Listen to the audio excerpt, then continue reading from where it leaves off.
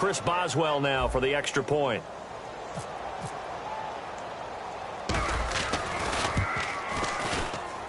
And he'll put it through to make it 7-0 Steelers.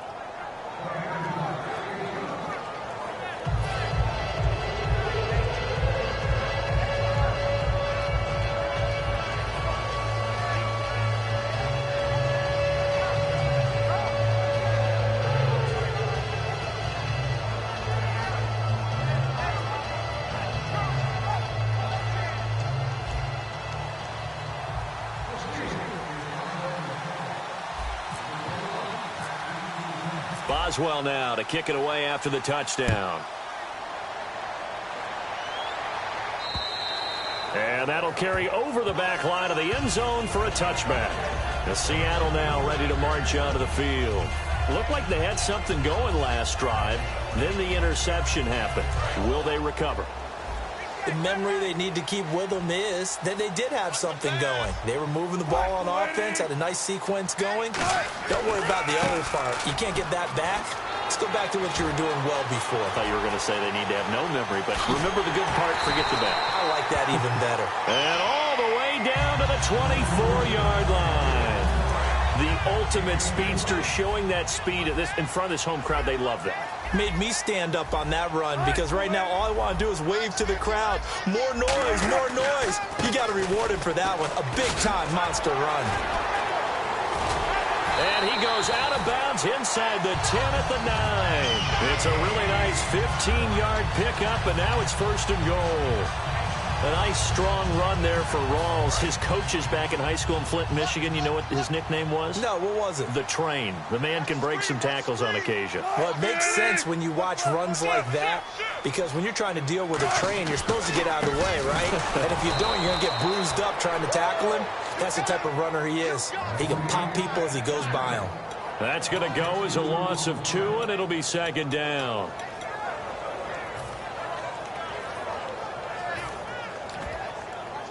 And this should be the final play before the quarter ends. Alongside my broadcast partner, Charles Davis, Brandon Gaudin hits the Seahawks with a football to begin quarter number 2. And they'll come up looking to keep this drive moving.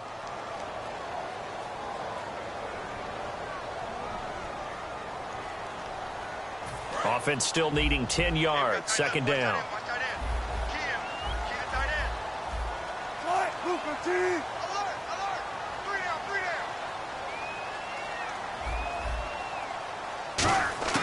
Now they'll throw it with Wilson. Forced out to his left. No gain on the play, and it'll bring up a 3rd down. Well, there was pressure all around him, so the only play was to try and get out of there. I think it was an excellent effort by him just to get back to the line of scrimmage. In the slot on the right is Graham.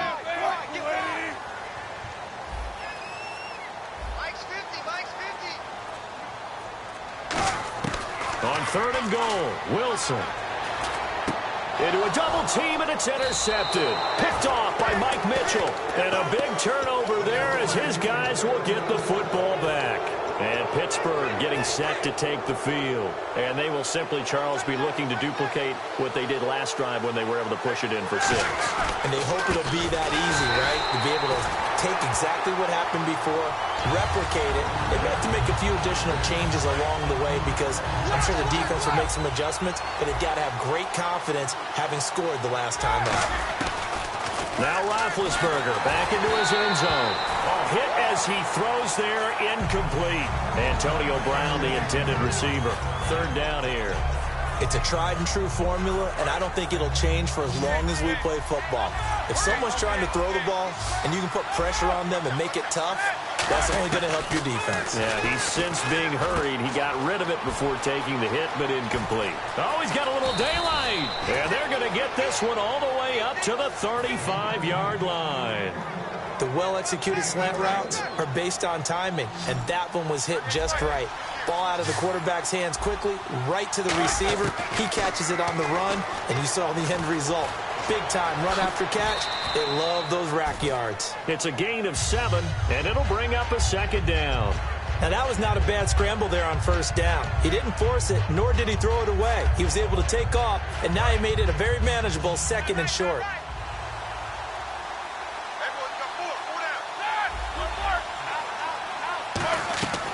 Now Roethlisberger to throw on second down. And it's complete to Ladarius Green. And he eventually goes down, but not before reaching the 30-yard line. And after that completion, you can understand why so many teams in the league are emphasizing speed on defense at every position. The tight ends have created so many tough matchups now. If you can't run with a tight end as a linebacker, this is going to be the result every time. Down to about the 22 here. In 12 regular season games this last year for Bell, averaging over 150 yards from scrimmage. First 2 games in the playoffs were great, but, you know, getting injured in the final game probably leaves a bad taste in his mouth. Leaves a bad taste, gives him fuel for the next season, though, because, remember, for the last few years, he hasn't been able to play a full season for various reasons. Now, going into next year, imagine those numbers over a 16-game season and heading into the playoffs. Le'Veon Bell can set new records. Bell. And a cut. And he's in. Touchdown, Steelers. Le'Veon Bell. A 21-yard touchdown run. And the Steelers are going to add on to their lead. Well, partner, that was another explosive run. And one thing I've learned in our time in this game, yes, the offensive line has to get a lot of credit, but for big runs to occur, the wide receivers have to block well downfield. And then you have to have a good guy carrying the ball too, right? Oh, without a doubt. You need that difference maker lugging the rock. And not a bad return here. He gets it out to the 25-yard line. The Seattle now ready to march out of the field. And 2 interceptions thrown here in this first half. You hear it, no matter the sport, they say that great athletes, they can kind of have a short-term memory, but that's easier said than done. It is easier said than done, but I played with a guy who threw 2 interceptions in the first quarter of a really big game we were playing. Johnny Unitas? No, not quite at that level and not at that age. But I was going for the age. I remember looking over at him, and he was smiling. And I thought, what is he smiling about? It's because he had enough confidence in himself that that was a fluke. And Wilson's going to be intercepted a 3rd time. Picked off, William Gay. There he goes, left side. And at the end of it, he stripped. Ball comes loose. One of my old coaches used to say that pressure bursts pipes. Pressure also leads to picks, Brandon, and there is definite pressure right here. The blitz is on, and as a quarterback, if you take your eyes off your downfield receiver for just a split second to adjust, a lot of times that's all it takes, and that may have been what happened there. Flushed out right, and he'll just throw this one over in the way of the security crew. Incomplete here. CD, wanted to get your thoughts just on the landscape of the offseason for each of these teams. Super Bowl in the rearview mirror, but so much going on. People look at the draft a lot, but there's a lot more that goes into the offseason for these front offices, is there not? It certainly is, and then even before we get to the draft, you start with the combine, that's held in Indianapolis every year, and you have about 350 of the top prospects coming together to get their physicals and interviews and on-field.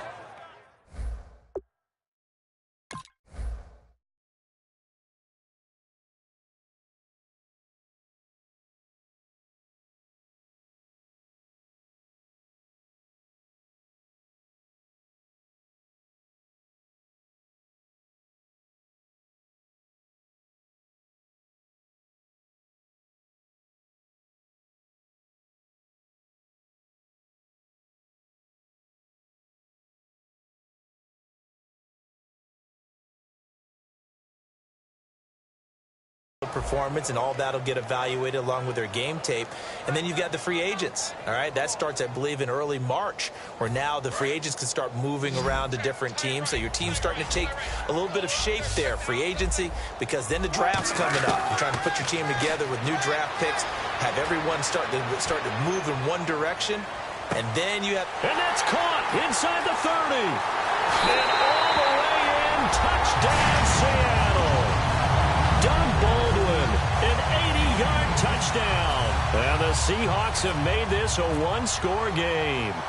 And correct me if I'm wrong, that was just a simple fly route, wasn't it? No, there's nothing to correct at all. You've got it down pat. And I just remember as a player, when I'd be in practice sessions, and I'd hear 9 from the receivers, that meant fly route, go, look out. That was the 9, and he just kept going all the way into the end zone for the touchdown. And Pittsburgh getting set to take the field. And they'll just simply be looking to build off the confidence of the last time out where they scored a touchdown. Then confidence is powerful, isn't it? When you've scored once, you feel like you can go back out there and get it done again. Doesn't matter what the defense throws at them. They feel like they're in a groove right now, and they want to get out there and show it.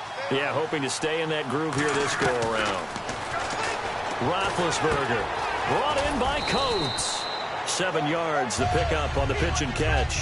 Good throw, good catch, but I really like the route. The drag and being able to run away from defenders, hard to stick with them for that long. Yeah, better against man than zone, or? Better against man, because now you're running away from someone and you're not running into a defensive player in another zone. Now Roethlisberger, and it's incomplete.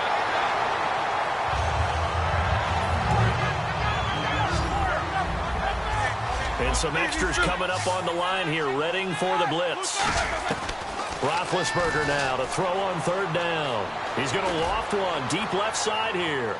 This is caught inside the 15. Now whistles come in. We're going to get a timeout here by the offense. It's just their first, so they'll have 2 remaining here before we get to halftime. And caught in the end zone. Touchdown, Steelers. Antonio Brown with his second touchdown here in this first half. And the Steelers find a way to stretch their lead.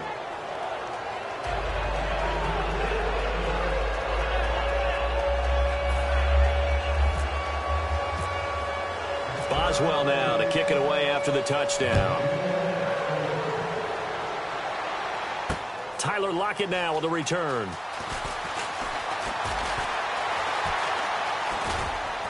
And not a bad return here. He gets it out to the 25-yard line. The Seattle now ready to march out of the field. And with time quickly fading here in the second quarter, not sure how aggressively, offensively they want to play this.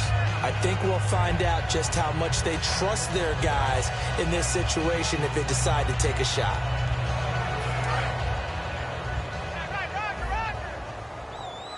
They come out 5 wide, 3 of them to the right side. Throwing is Wilson.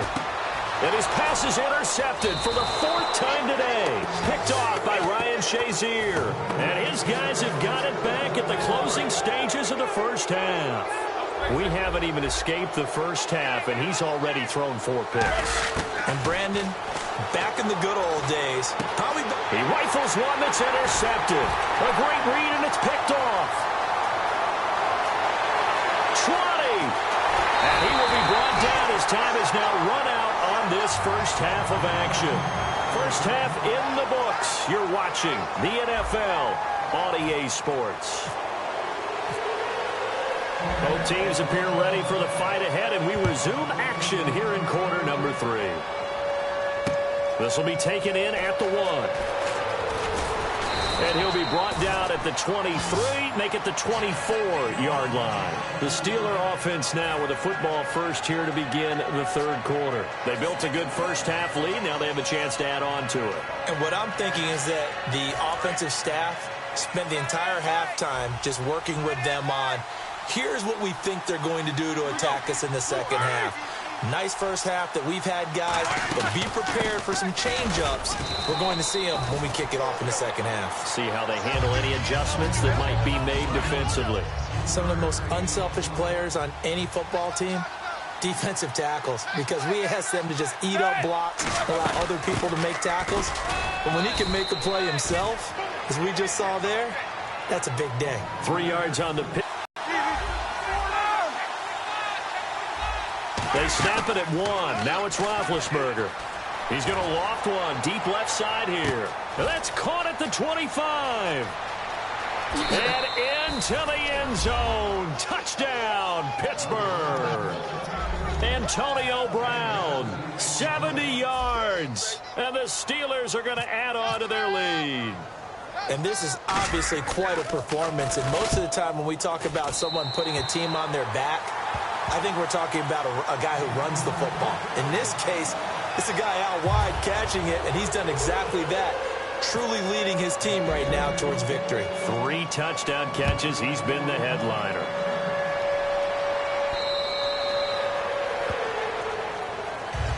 Now we take a glance at the offense as they work their way back out for their first possession of the second half. They're down in this game. A chance for the offense, though, to put something on the board, get some momentum here in half 2. try and get things kick-started for them. And you know in the half, they discussed how they were going to get that done. This is where scripting comes into play a lot of the time. How many plays do you script coming out of the second? Most of the time in the first half, you're scripting 12 to 16. I think in the second half, you're really scripting more like 8 to 10. Kind of a starter or an opener, whatever terminology they use. Just something to get you off to a quick start. Now Wilson on second down. Eluding the pressure right. Room here to run. A nice gain of 21 yards. On that play, as you saw the route start to develop downfield, I got the sense that maybe the run would set up for him. And he took full advantage of it and got a big gain on a busted play. On first down, Wilson.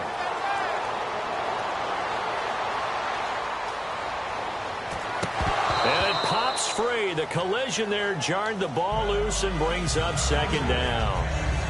Well, you mind if we go off topic for a second? No, let's go. I like to do that randomly. AFC playoff contenders for this year that didn't make it last season. Who do you have that might get in? Well, I think Cincinnati's got to be considered there. Maybe they'd have an offseason that's calm, and they go into this season and try and get back to the playoffs where they had been perennials. How about Denver?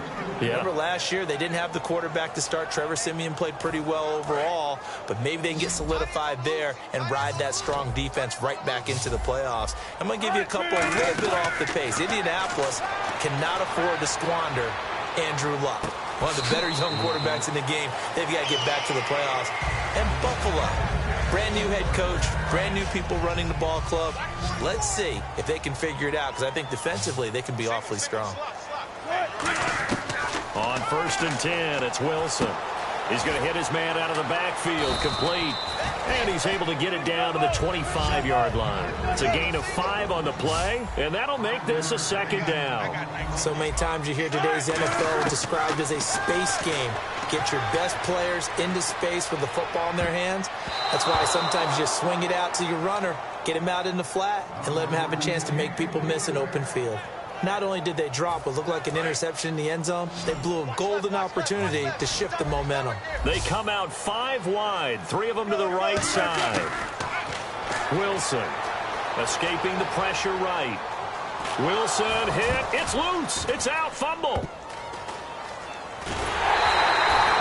On plays like this where the ball comes free, it's often unusual for the team that lost it to get it back, because this is the quarterback. The ball gets away from him. Everyone else is trying to execute what they're supposed to do on offense. They're usually looking in the other direction, downfield, or have moved away from him. In this case, though, a teammate is able to come up with the ball. I guess they figure they got to start taking some chances. Here's a big one in this third quarter as they'll go for it on fourth down. They'll try and throw for it with Wilson.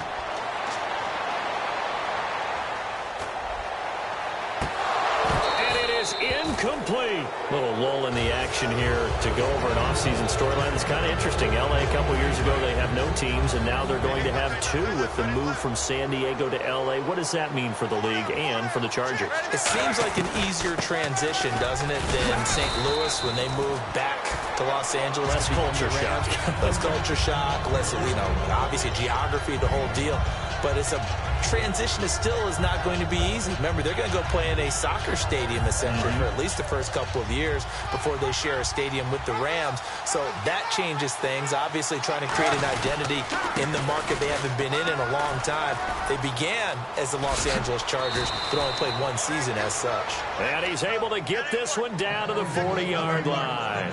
Well, how many times do we say in this game that speed kills, and it does it in so many different ways. In this case, you got a back who's quick and shifty, can make moves, make people miss, but also gets to and through a hole before it can close down. That's some of the benefits of that speed, not just outrunning people in the secondary. And that led to a really nice game. 2 yards on the carry there. It'll be second down.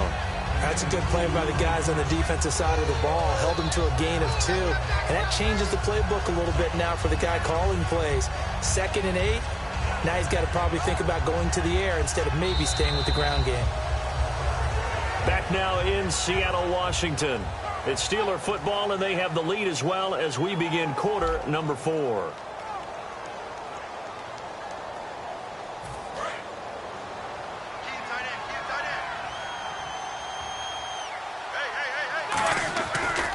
On second down, it's Bell. And he's going to fight his way. And now the Seahawks are going to take a timeout here on defense.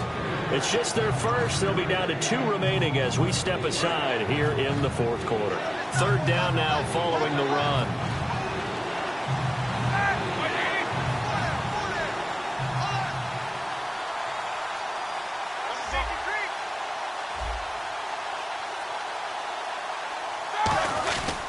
They'll try and run for it with Bell. And he's able to pick up the first down here before he goes down at the 20.